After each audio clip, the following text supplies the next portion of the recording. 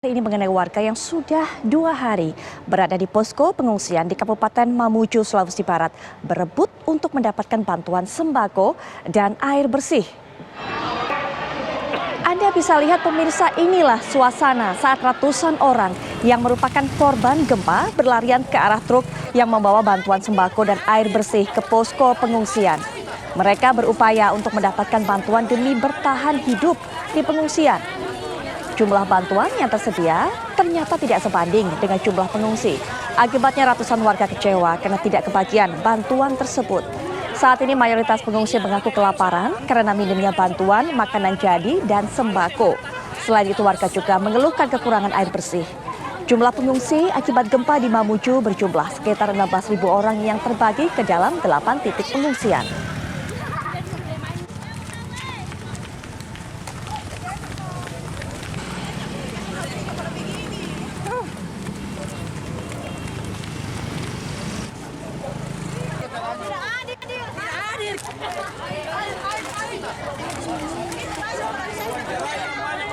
Lalu bagaimana kondisi para pengungsi ini? Kita akan mendengarkan laporan dari rekan kami, Gusti, yang akan memberikan informasi terbaru. Gusti, bagaimana kondisi dari para warga di tempat pengungsian? Apakah hingga saat ini juga bahan panganan yang mereka butuhkan belum mencukupi, belum memadai, belum sesuai dengan jumlahnya?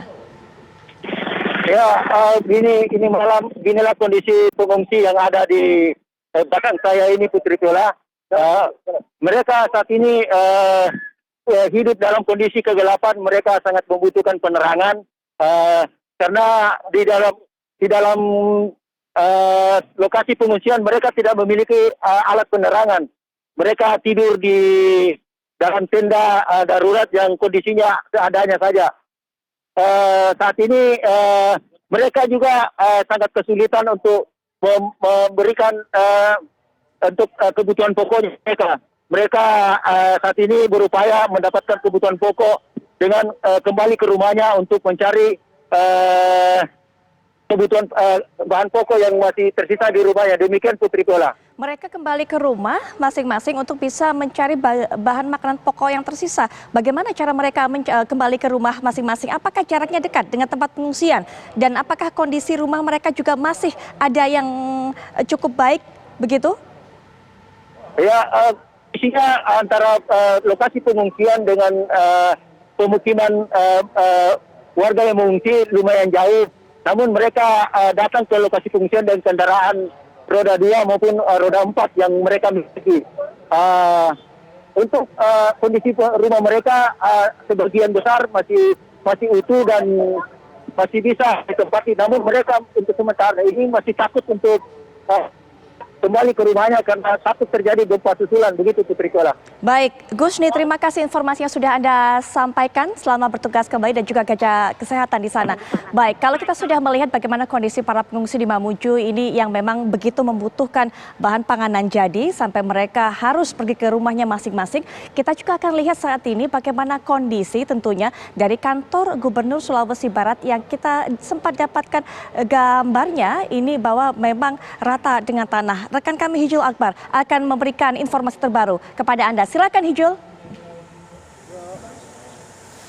Selamat malam Putri dan juga pemirsa. Kami benar saat ini kami masih berada di depan kantor Gubernur Sulawesi Barat dan kami akan menggambarkan kondisi saat ini. Ya, bisa dilihat di belakang saya ini merupakan kantor gubernur yang terdampak dari gempa pada Jumat dini hari kemarin dan memang kondisinya sekarang belum ada penanganan.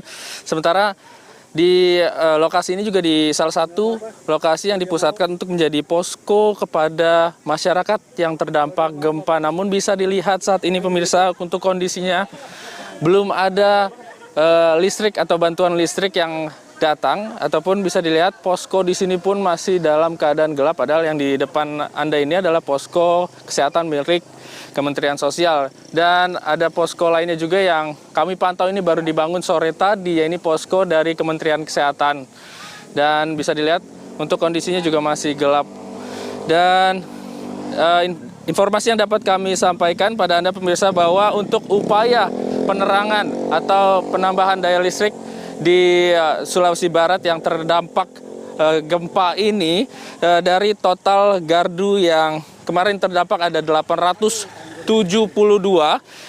saat ini juga sudah diupayakan kembali oleh pihak PLN untuk kembali hidup. Ini sudah sebanyak 528 gardu yang hidup, artinya sudah 58% masyarakat di sini bisa kembali menikmati listrik. Namun di lokasi saya saat ini dan juga ada beberapa kecamatan yang memang masih terdampak, ya ini salah satunya adalah Kecamatan Tampalang Barat Singket, terus kemudian di Kecamatan Mamuju, Kaluku, dan beberapa kecamatan lainnya juga masih mengalami mati listrik. Dan kami juga menunggu apakah posko pusat informasi akan dibangun di lokasi ini, karena dari tadi kami lihat banyak sekali masyarakat yang datang ke sini untuk meminta informasi mengenai distribusi bansos yang belum juga didistribusikan merata. Seperti itu, Putri, kami kembalikan. Baik, Kicil Akbar, masalah penerangan rupanya masih belum mendapatkan solusi karena ini menjadi masalah semenjak hari pertama warga di sana kemudian merasakan gempa pada hari Kamis siang kemarin, termasuk juga Jumat dini hari lalu. Terima kasih Kicil Akbar atas informasinya, nanti kami akan terus pantau dan juga tunggu informasi terbaru dari Anda.